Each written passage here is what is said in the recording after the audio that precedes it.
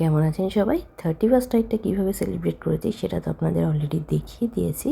এবার দেখাই 31st মর্নিংটাতে আমরা কীভাবে কাটিয়েছিলাম।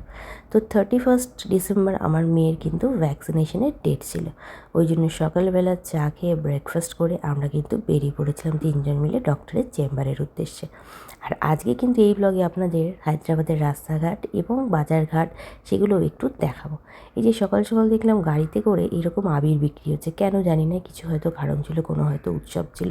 আর আমার মেয়ে কিন্তু মনের আনন্দে গাড়িতে বসে কবিতা বলছিল।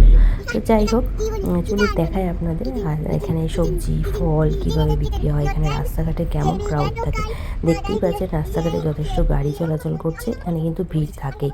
যাই হোক, চলে এসেছি আমরা কিন্তু এখন ন্যাশনাল হাইওয়েতে। তো ডক্টরের চেম্বারে যেতে গেলে কিন্তু এই ন্যাশনাল হাইওয়ে হয়ে যেতে হয়। আর হাইওয়েতে খুব একটা ক্রাউড এখন নেই। আর হাইওয়ের ধারে কিন্তু দেখুন প্রচুর শপিং মল, এছাড়া অন্যান্য স্টোরস রয়েছে প্রচুর।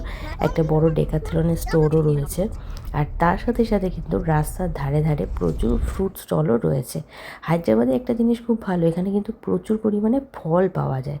বিভিন্ন রকমের ফলের প্রচুর লাইন বাই লাইন দোকান হয়। এই যে এইগুলোতে কিন্তু ফল বিক্রি হচ্ছে, তার সাথে সাথে কিন্তু পাওয়া যায় প্রচুর পরিমাণে ডাব।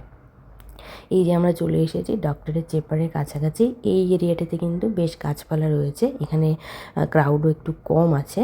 আর অলমোস্ট আমরা চলে এসেছি কিন্তু ডক্টরের চেম্বারের কাছে। এই যে চলে এসেছি। আর ভেতরে যেতেই কিন্তু আমার মেয়ে শুরু করে দিয়েছে খেলা।